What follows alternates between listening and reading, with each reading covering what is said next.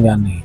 जो घटना घटित हुई है वो बहुत दुर्भाग्यपूर्ण है और घटना इसलिए घटित हुई है कि सरकार नहीं चाहती है कि कुंभ में आम आदमी को बेहतरीन तरीके से स्नान मिल जाए या वो अपनी धार्मिक क्रियाकलाप अच्छे से कर सके। एक बात पूछना चाहता हूँ, 10,000 करोड़ रुपए से ज़्यादा की रकम आपने किस जगह पे खर्च की है? क्या गरीबों के लिए खर्च हुई है, अमीरों के लिए खर्च हुई है, या किसी अधिकारी के बैंक अकाउंट में, या उसकी तिजोरी के लिए खर्च? कोई सुबह 5 बजे निकला है तो 6 बजे जाएगा, ऐसा कुछ नहीं है। लोग अपना जो भी आया है वो अपना पूरा क्रियाकलाप करके बाहर निकल जाता है। लेकिन जब आप रोक देते हैं तो आने वाले जाने वाले दोनों के लिए मार्ग बंद है, तो मेले में जाहिर सी बात है एक प्रेशर बनेगा, और वो प्रेशर बना, इस वजह से भगदड़ हुई।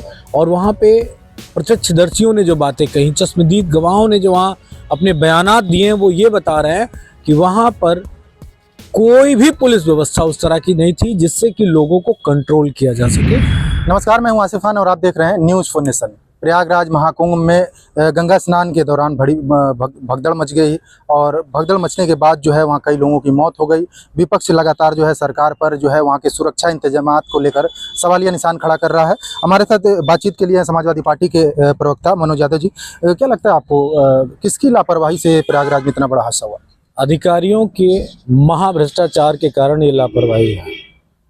चूंकि अधिकारियों की जिम्मेदारी मौजूदा सरकार ने वीवीआईपीज तक कन्वर्ट कर दी है। आम आदमी को कीड़े मकोड़े की तरह उसकी जान की कोई कीमत नहीं रखी। आता जाए चलता जाए, अगर उसका स्नान 10 किलोमीटर पैदल चल के हो सकता है तो वहाँ का मौजूदा प्रशासन उसको 25 किलोमीटर घुमा रहा है।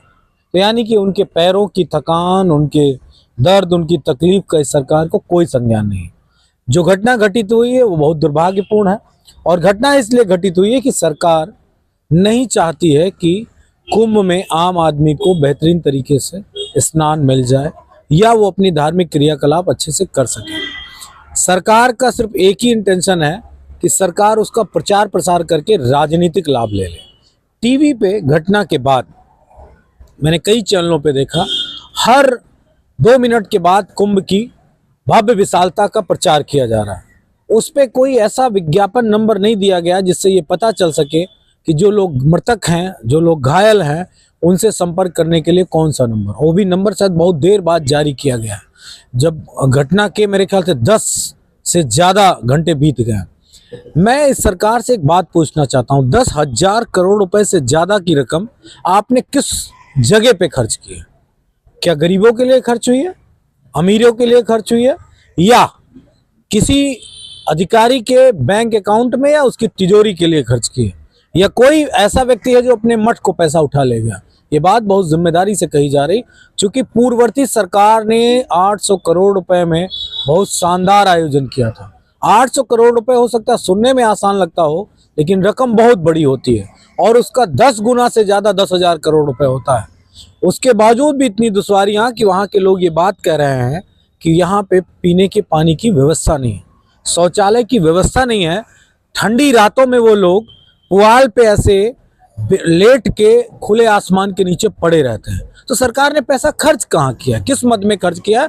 सरकार को ये जवाब देना पड़ेगा, क्योंकि ये महाकुंभ नहीं, महाभ्रष्टाचारी कुंभ के रूप में सरकार ने इसका इस्तेमाल कर लिया।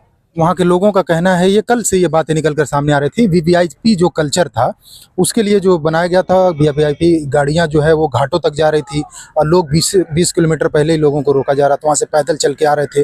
तो क्या ये भी एक वजह है, वीवीआईपी कल्चर वहाँ के हादसे की वजह बनी? देखिए, वो एक मूवमेंट चल रहा था और मेले में जब तक कहीं बाधित नहीं किया जाएगा पब्लिक को, तब तक कोई घटना नहीं घटित होगी। अगर पब्लिक कंटिन्यू रनिंग वे में है तो पब्लिक चलती रहेगी, लोग आते रहेंगे, लोग जाते रहेंगे। उसका कोई टाइमिंग नहीं निर्धारित है कि कोई सुबह 5 बजे निकला है तो 6 बजे जाएगा, ऐसा कुछ नहीं है। लोग अपना जो भी आया है वो अपना पूरा क्रियाकलाप करके बाहर निकल जाता है। लेकिन जब आप रोक देते हैं तो आने वाले जाने वाले दोनों के लिए मार्ग बंद है, तो मेले में जाहिर सी बात है एक प्रेशर बनेगा, और वो प्रेशर बना, इस वजह से भगदड़ हुई। और वहाँ पे प्रत्यक्षदर्शियों ने जो बातें कही, चश्मदीद गवाहों ने जो वहाँ अपने बयानात दिए हैं, वो ये बता रहे हैं कि वहाँ पर कोई भी पुलिस व्यवस्था उस तरह की नहीं थी जिससे कि लोगों को कंट्रोल किया जा सके, लोगों को गाइड किया जा सके। मैं इतना मानता हूँ कि इतनी बड़ी भीड़ को कंट्रोल करना आसान नहीं है, लेकिन मैं इतना भी जानता हूं कि उस भीड़ को दिशा निर्देशित किया जा सकता है।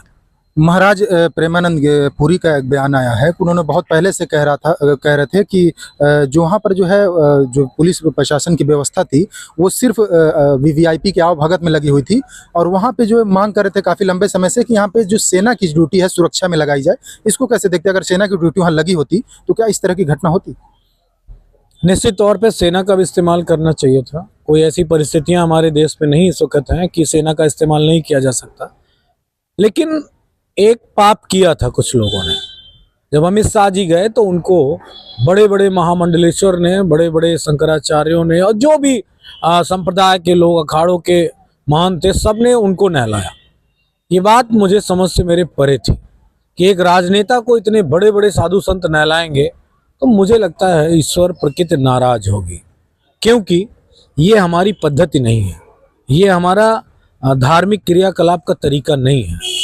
तो क्या उन साधु महात्माओं को भी ये बात समझनी पड़ेगी, ये बात बतानी पड़ेगी, ईश्वर से माफ़ी मांगनी पड़ेगी कि आप कोई अनर्थ मत करिए। आप साथ स्नान कर सकते हैं, लेकिन साधु महात्माओं से भी बड़ा कोई अगर बन जाएगा धार्मिक कार्यों में तो पाप होगा।